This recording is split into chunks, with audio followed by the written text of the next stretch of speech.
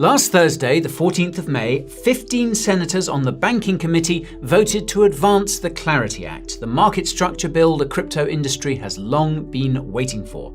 And markets ripped on the headline. Bitcoin touched $82,000, while Coinbase and Strategy both saw their stocks spike in the session, and many crypto media headlines declared victory. The real battle, though, starts now, and the entire future of US digital asset regulation now sits in the hands of 7 specific Democrats, 1 president with over $1.5 billion of personal exposure, and 1 hard deadline in August that could push this bill all the way out to 2030. So today, we'll go through exactly what just cleared committee, dismantle the ethics trap that could blow the entire bill apart, and lay out the precise signals you need to be tracking over the next 4 weeks.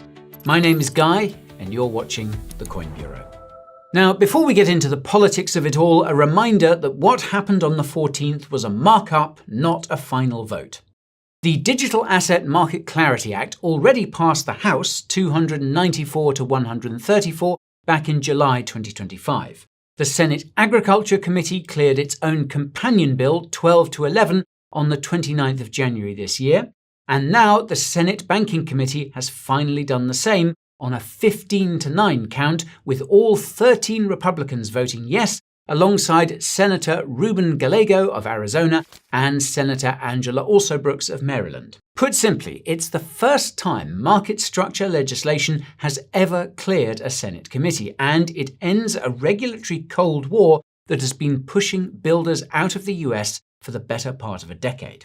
Now, Clarity splits jurisdiction between the SEC and the CFTC using what's called the maturity test. Once a blockchain reaches a point where no single entity controls 20% or more of token supply or governance, the asset graduates from being an investment contract under the SEC to a digital commodity under the CFTC. Translation: tokens get a legal life cycle for the first time in American history, and the regulation by enforcement era that vaporized projects like Kraken's staking program and dragged Coinbase through the courts for years finally has an off-ramp. But it's not all plain sailing from here. There are still a few obstacles in the bill's path, and the first one is simple maths. Republicans hold 53 Senate seats. To break a filibuster on the floor, they need 60 votes.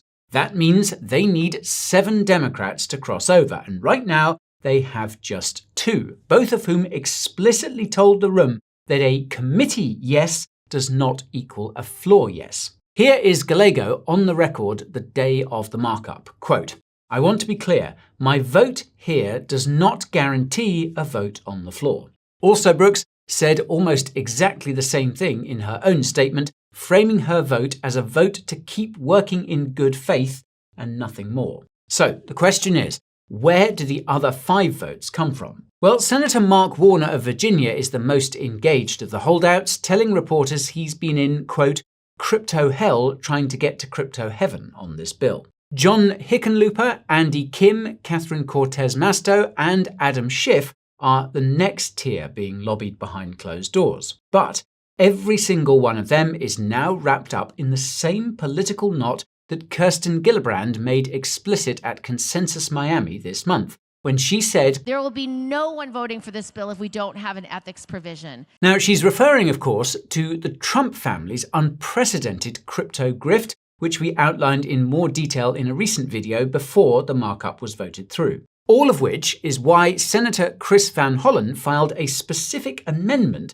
to bar the president, the vice president, and members of Congress from owning, promoting, or maintaining business ties to crypto firms. That amendment, however, failed inside committee on an 11 to 13 vote. And the White House response, articulated by crypto advisor Patrick Witt, was that the administration will not accept any legislation that, quote, specifically targets the president. Senator Cynthia Lummis added that if the bill is used as a cudgel against Trump, he will veto it, in her words, in a heartbeat. So, Here is the catch-22 that defines this entire summer. Democrats need ethics language to provide the 7 crossover votes. Trump will veto any bill that contains ethics language.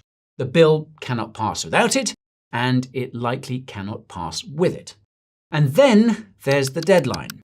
Senate Majority Leader John Thune is targeting a mid-June floor debate and roughly 1 week of consideration, with the White House explicitly aiming for a 4th of July signing ceremony to align with America's 250th anniversary. The hard cliff, though, is the August recess, which begins around the 10th of August. Miss that window and you walk straight into the November 2026 midterms, which Lummis has warned could push the entire framework out to 2030. Why 2030? Well, because the midterms are expected to shift Senate composition. 2027 and 2028, meanwhile, are a presidential election cycle, and major financial legislation historically dies in election years. Galaxy Research's Alex Thorne has noted Congress only has a narrow window of floor time before the August recess. Polymarket currently puts the odds of passage at around 68%, though some analysts believe the probability runs higher depending on how quickly ethics negotiations resolve. Stifel's Brian Gardner has been blunt, stating that at least 8 Democratic votes will be required on the floor and that several of them will have to come from the same committee Democrats who voted no. Every week of ethics fighting is a week closer to this bill dying. And by the way, if you want to stay on top of developments like these, then the free Coin Bureau newsletter is what you need. Link is in the description, or you can scan this QR code. Okay then, so what's actually in this bill for you as a crypto holder? Well, 3 specific things matter.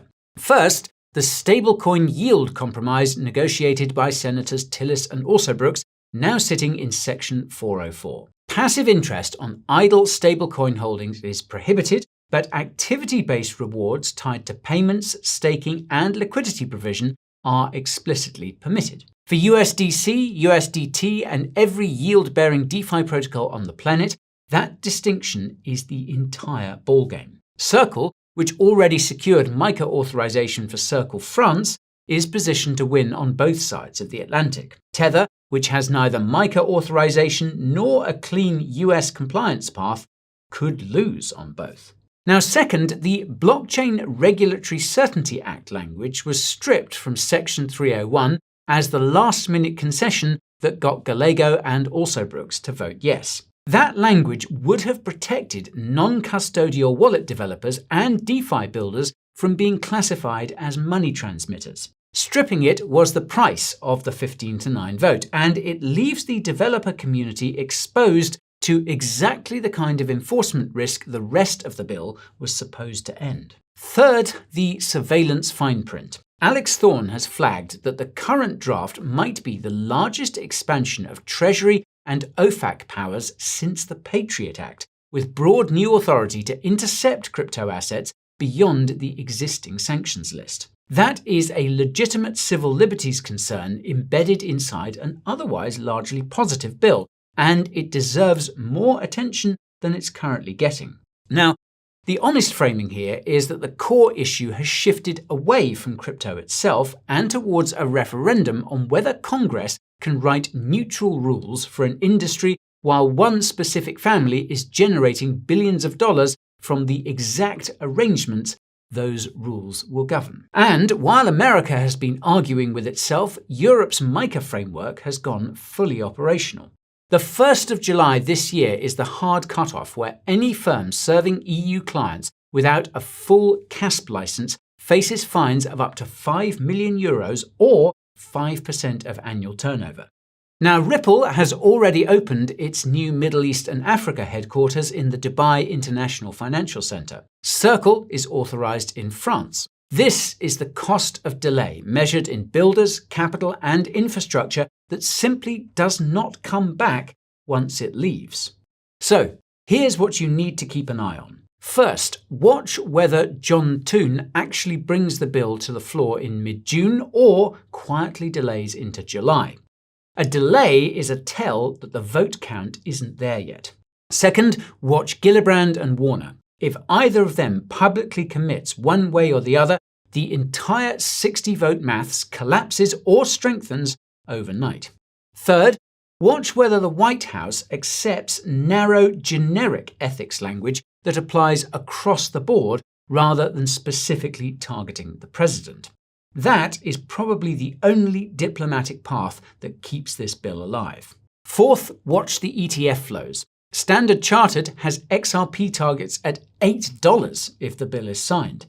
Citi had Bitcoin at $143,000 with $15 billion in expected ETF inflows in their December 2025 passage scenario model, though revised that target downward in March 2026 as the legislative timeline slipped. Those numbers still reprice sharply, though, the moment a floor vote is confirmed.